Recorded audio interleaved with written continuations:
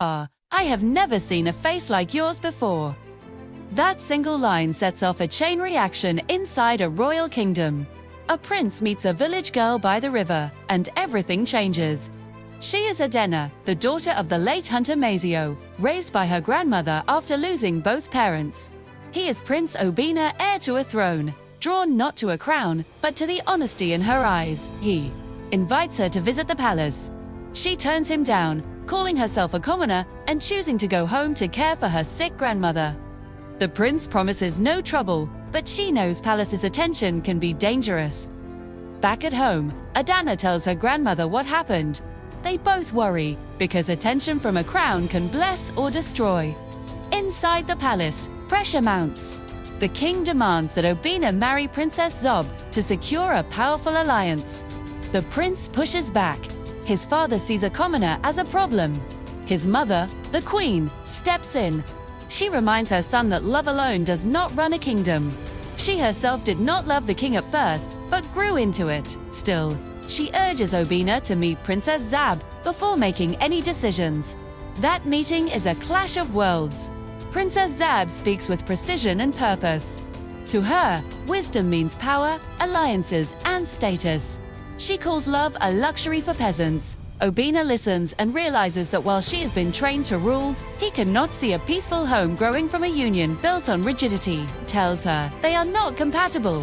His heart returns to the river. He seeks Adana again. She warns him that his attention could destroy her life. He tells her she saw a man, not a crown. She fears storms. He vows to build a bridge between their worlds and to face every storm if she stands beside him. To make this real, the prince goes to the one person who can change the course of a kingdom. He asks for a private audience with his mother. He speaks to her not as a prince, but as her son. He reveals Adana is not royal and not wealthy, but he describes her grace, strength, humility, and a heart untouched by ambition. The queen challenges him. Kingdoms marry for stability, not emotion, he counters. The real stability is built on sincerity, not pretense. The queen agrees to meet Adana, but promises tests. If Adana is worthy, the queen will see it in public, not in private. Before the visit, the prince makes a quiet move that speaks volumes. He summons the palace staff and orders that Adana be treated with the dignity of royalty. No whispers, no mockery, no condescension. Sends attendants to her home before sunset with a single purpose: help her walk into the palace with confidence, not as charity, but as respect. They arrive at her door with courtesy. They dress her with care and place beads that add a quiet glow. They do not tell her to pretend to be someone she is not. They help her look like what she truly is, a woman seen for the first time. When Adana steps into the palace, the prince meets her with assurance. She is not out of place. She never was.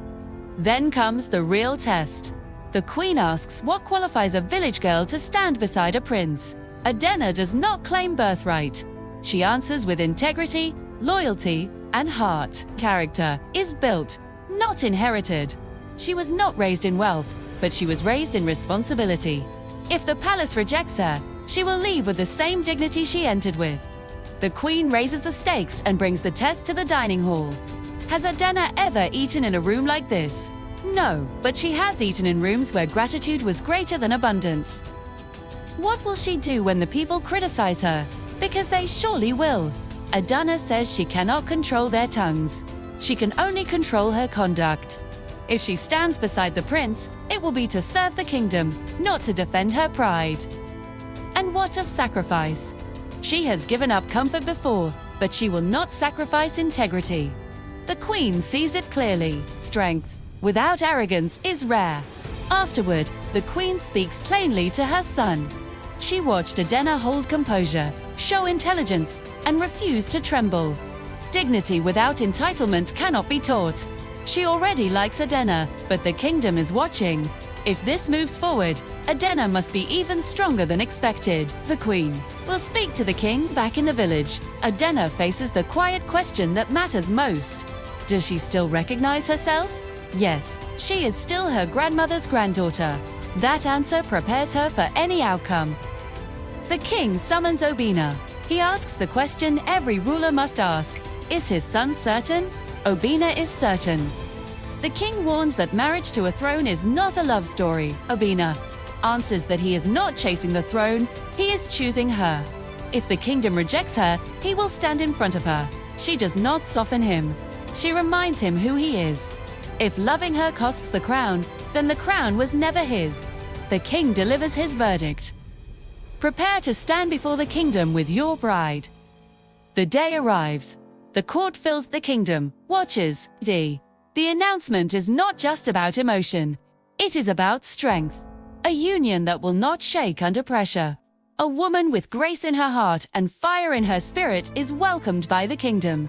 The prince chooses her before the throne, before the kingdom, before destiny, and she stands with him, not behind him. In the end, the lesson echoes beyond one palace. Love is not chosen by the crown. The crown is strengthened by love.